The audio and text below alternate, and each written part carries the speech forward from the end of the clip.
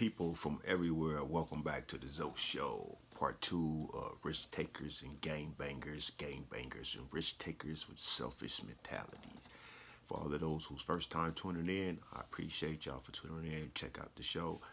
If you haven't already, please like, share, and subscribe. I really appreciate that. And hit the notification button. That way, every time I drop something new, you're going to be one of the first to get it. So let's get right into part two. Oh, but first, let me say this. Shout out to Stan. My man Stan, he commented about me saying I was driving when I be driving between two trucks. He's a truck driver. Yo, man, I ain't you ain't gotta worry about me doing that no more, Stan. That's why I brought it up, man, because after I've been doing it for a while, I start thinking about it. Like, shit, that shit ain't cool. That shit dangerous as fuck. But I just be in the moment. I just be in the moment, music be bumping, just be on that freeway, just be going and get to seeing everybody else acting like they scared to go between two trucks, and I'd be like, fuck that. So that's what brings me to the title of this story, this part two of risk takers. So it ain't just the game bangers, it's risk takers. Cause I always looked at stuff like I used to always see like white folks. A lot of us be like seeing white people jumping off rocks and shit, they call it cliff out jumping and shit, diving out of planes and shit like that. Just be doing some crazy daredevil shit. And we always be like, look at them white folks, they crazy as fuck. I never do no shit like that. But they say the same about us. They like, look at them motherfuckers. They out there shooting at each other every day like it's a sport. That's crazy as fuck. So when we looking at them, calling them crazy for doing that kind of shit, they looking at us the same way. Like, you motherfuckers is crazy. You go out the house, go to the stove, and get shot at, and come back home like it ain't nothing. Drink the 40, smoke the joint, shoot some dice, whatever. Put in work. It's just a cycle. We just do that shit. It's normal. It's just like you get shot at like it ain't nothing. But like I was telling y'all, I did have a gray Suzuki Jeep back in the days, back in the mid '80s, and that motherfucker got lit up so much because we was doing so much out of that motherfucker. Like I said, I got hit by 3 different hoods in one day. And the cool thing about it, I got it from one of the homies from 60s. Because we used to be in the 60s back then. We used to be hanging on 11th Ave off between the 71st and the 67th right over there. My homie Baby T stayed on 71st. So we used to always be over there down the street from Checkerboard Liquor. So anyway, one day one of the homies from 60 had this Jeep over there. And I needed to go to the surplus store to get me some shit. I wanted to get some clothes. It was something we was going to. So I needed to, give me a fit. So I'm like, bro, what's up with that Jeep right there? Let me use that motherfucker, because I knew it was stolen or something, because it's just been over there. And he like, man, that motherfucker on the hot sheet. That shit, you might not want to fuck with that. But, at that time, I didn't give a fuck. I was riding around in stolen cars and shit back then like they were mine. I didn't have stolen cars, just then brought it to the house and been in the driveway with the vacuum and shit, cleaning that motherfucker out. Been dipped in stolen cars for days back in the day. So he told me the Suzuki Jeep was like that. It's on a hot sheet. I don't give a fuck, nigga. Let me get that. I like, what you want for that? Let me get that motherfucker. And he like, man, just give me a 40, man. You can have that motherfucker. You can take it. I went to Checkerboard Liquor right there on 71st and 11th Avenue, Florence. Got the motherfucking 40, gave it to the homie. Then me and my dog, Baby T, and his brother X-Ray, and another homie from 40s, we jumped in that motherfucker and took off. So that day right there, I had it. We got pulled over. I was up at Morningside. We was trying to chase some niggas up at Morningside one day. And Inglewood police is on a motorcycle, and they seen me on the curve on that motherfucker, so they pulled us over. And I was like, oh, we going to jail right here. And this was when school was just getting out, too. And they just gave me a ticket. They just like this motherfucker wasn't on the hot sheet. So I'm like, oh, shit, I just got a ticket in this motherfucker? We just knew we was going to jail for GTA and shit. So once he gave me the ticket, I was like, it's on now. So we riding this motherfucker, and I'm up at Locke, because the last high school I went to was Locke. So I'm all up at Locke. They had the little pink burger stand right there on Avalon. I'm riding all out on the curve around this, showing out in front of bras and shit. Me and the homies be like wild in this motherfucker, you know what I mean? But we dipped in that motherfucker for so long and got shot at so much and shot at niggas in that motherfucker. That motherfucker was marked. It was just like, it had multiple bullet holes in that motherfucker. The front windshield had a bullet hole in it. That motherfucker had a crack in it. I let one of the homies, when he first got out of the Y, my homie 8 ounce, I was trying to teach him how to drive a stick. He threw the motherfucking reverse on accident and slammed into a telephone pole. So now the back muffler pipe is busted. And this motherfucker's loud like a mini bike. So we riding around this loud ass Jeep. Anytime I was seeing enemies, we was trying to run them over. I was all on people's front yard and that motherfucker put that bitch in 4-wheel drive. Oh, that shit was wild back then.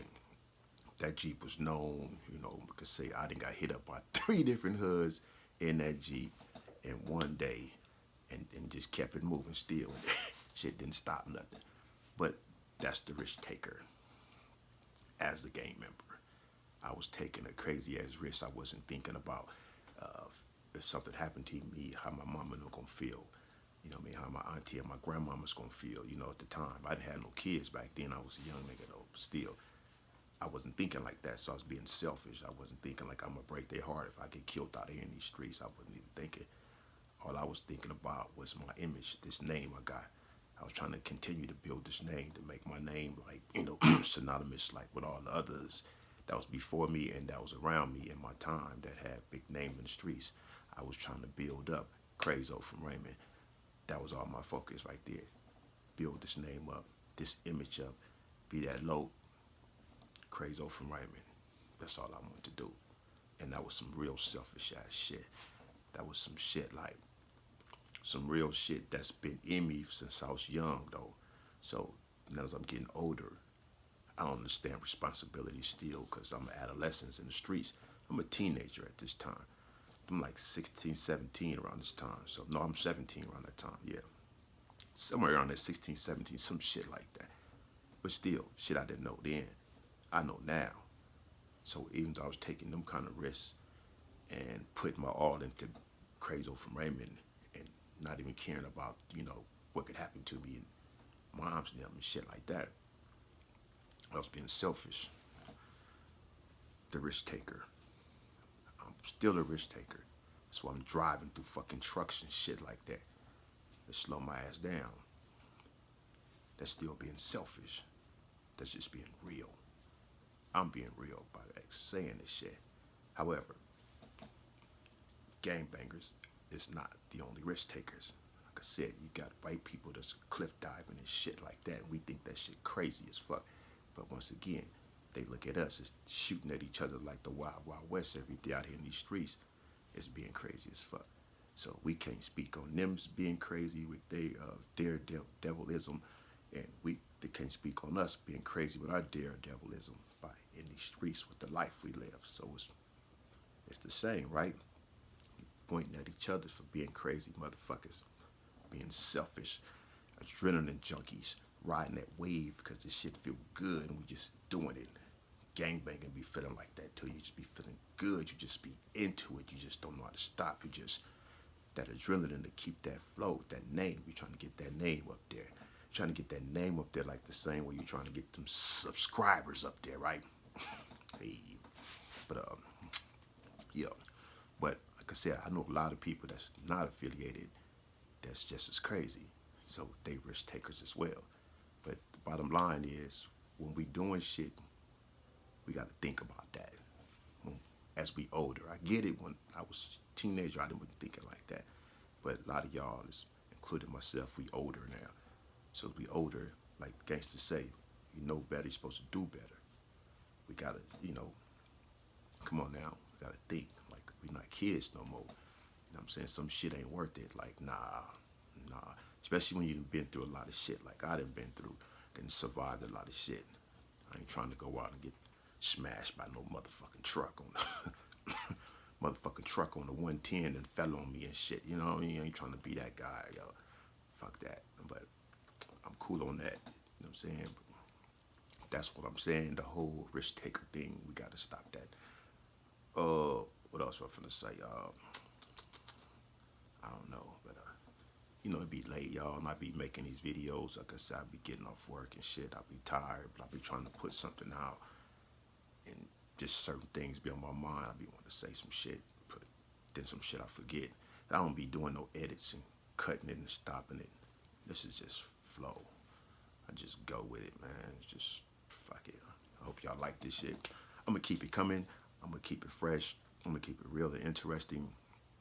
No extras. I ain't putting no hot sauce on my conversation. None of that shit. This shit is raw as it get. So, just remember like this. Like I always say, each day is a new play. Run that shit back and think about what you're doing. Think about them kids. You're a grown ass man. You're a grown ass woman. Them kids at home need you more than the hood. Them kids at home need you more than that adrenaline and feeling good, racing down the freeway and doing some other old crazy ass shit, jumping off rock mountains and shit. Your parachute don't open up, you gonna fuck yourself off. Then you got some kids at home. So it applies to you too. Applies to us all. Think about them kids though. Stay focused.